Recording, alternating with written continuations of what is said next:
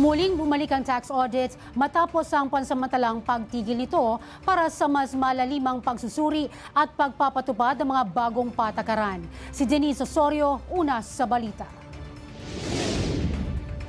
Matapos ang 2 buwang audit freeze, binabalik muli ng Bureau of Internal Revenue at ng Department of Finance ang tax audits sa ilalim ng mas mahigpit, mas malinaw at mas transparent na mga patakaran. Ayon sa BIR, pansamantalang itinigil ang audit operations upang suriin ang mga umiiral na protokol, tukuyin ang mga kahinaan sa sistema at tugunan ang mga reklamo ng overlapping audits at umano'y panggigipit sa mga negosyo. Suspended the audits. We wanted to review the protocols, we wanted to review the processes and see where the vulnerabilities are. And we are now done with the review. The technical working group has come up with the recommendations, and so we are now ready to issue audits. Sa ilalim ng bagong patakaran, iisa na lamang ang letter of authority na maaaring ilabas sa bawat taxpayer kada taxable year, maliban sa malinaw na exceptions. Binuwag na rin ang mga VATAW at VATAS o ang VAT Audit Unit at ang Value Added Tax Audit Section at nilimitahan ang audit authority sa regional offices at large taxpayer service. Maaari na ring i-verify online ang letters of authority sa website ng BIR sa pamamagitan ng Revi chatbot upang maiwasan ang fake at questionableng audit orders.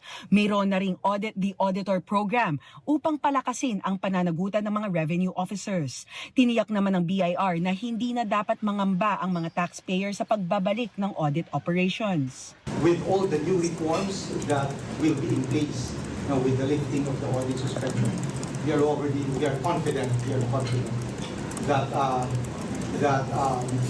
the conduct of audits will now be more transparent and controlled and with clearer oversight.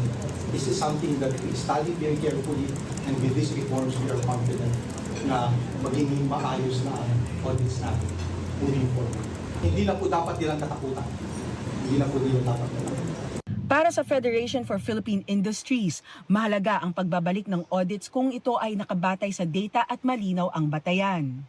Ayon kay FPI Chairperson Elizabeth Lee, kapag pinipili ang audits batay sa data at hindi sa discretion, nagiging mas predictable, transparent at mas hindi madaling maabuso ang tax enforcement, lalo na para sa micro, small and medium enterprises. Ganito rin ang pananaw ni Vice President for Trade and Industry Brian Ang ng Philippine Chamber of Commerce and Industry na matagal nang nananawagan ng mas malinaw na safeguards laban sa audit harassment.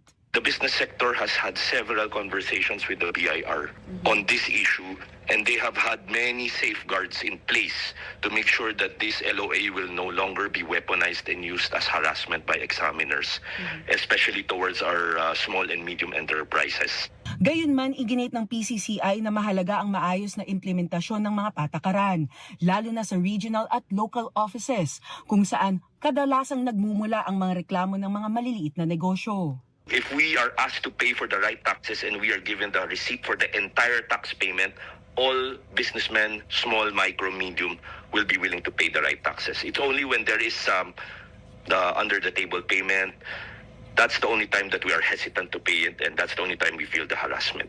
Proper computation, proper assessment, payment na nakaresibo lahat, we will accept that.